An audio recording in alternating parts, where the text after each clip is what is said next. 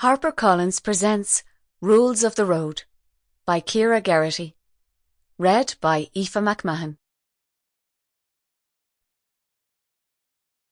Chapter 1.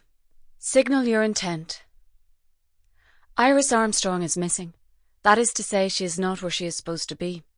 I'm trying not to worry. After all, Iris is a grown woman and can take care of herself better than most. It's true to say that I am a worrier. Ask my girls. Ask my husband.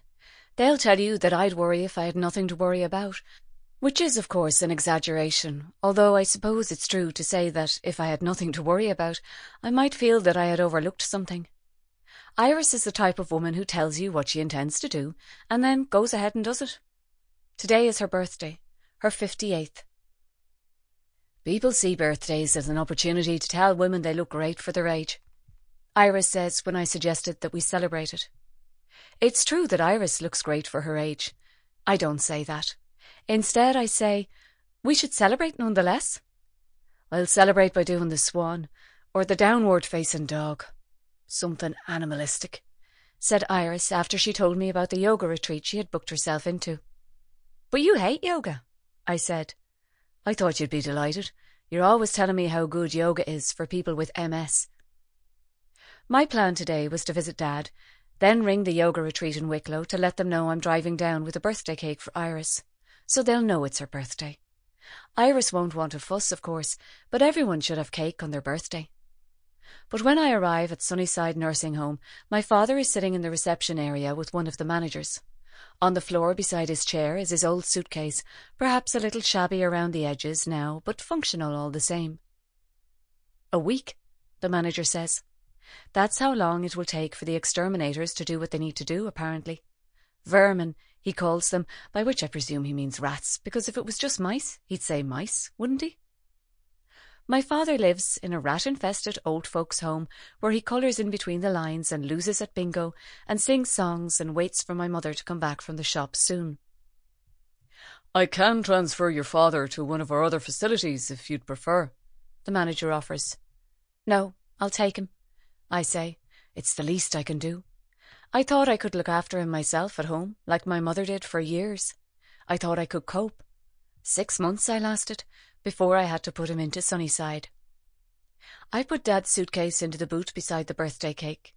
I've used blue icing for the sea, grey for the rocks, where I've perched an icing stick figure which is supposed to be Iris, who swims at High Rock every day of the year, even in November, even in February. She swims like it's July. Every day. I think she'll get a kick out of the cake. It took me ages to finish it. Much longer than the recipe book suggested. Brendan says it's because I'm too careful. The cake does not look like it's been made by someone who is too careful. There is a precarious slant to it, as if it's been subjected to adverse weather conditions. I belt Dad into the passenger seat. Where is your mother? He asks. She'll be back from the shop soon, I say. I've stopped telling him that she's dead. He gets too upset, every time. The grief on his face is so fresh, so vivid. It feels like my grief all over again, and I have to look away, close my eyes, dig my nails into the fleshy part of my hands. I get into the car, turn over the engine. Signal your intent, Dad says, in that automatic way he does when he recites the rules of the road. He remembers all of them. There must be some cordoned off areas in your brain where dementia cannot reach. I indicate as instructed, then ring the yoga retreat before driving off. But Iris is not there. She never arrived. In fact, according to the receptionist who speaks in the calm tones of someone who practices yoga every day, there is no record of a booking for an Iris Armstrong. Iris told me not to ring her mobile this week. It would be turned off. I ring her mobile. It's turned off. I drive to Iris's cottage in Feltram. The curtains are drawn across every window.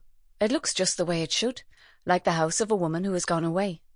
I pull into the driveway that used to accommodate her ancient Jaguar. Her sight came back almost immediately after the accident, and the only damage was to the lamppost that Iris crashed into, but her consultant couldn't guarantee that it wouldn't happen again. Iris says she doesn't miss the car, but she asked me if I would hand over the keys to the man who bought it off her. She said she had a meeting she couldn't get out of. It's just a car, she said, and the local taxi driver looks like Daniel Craig, and he doesn't talk during...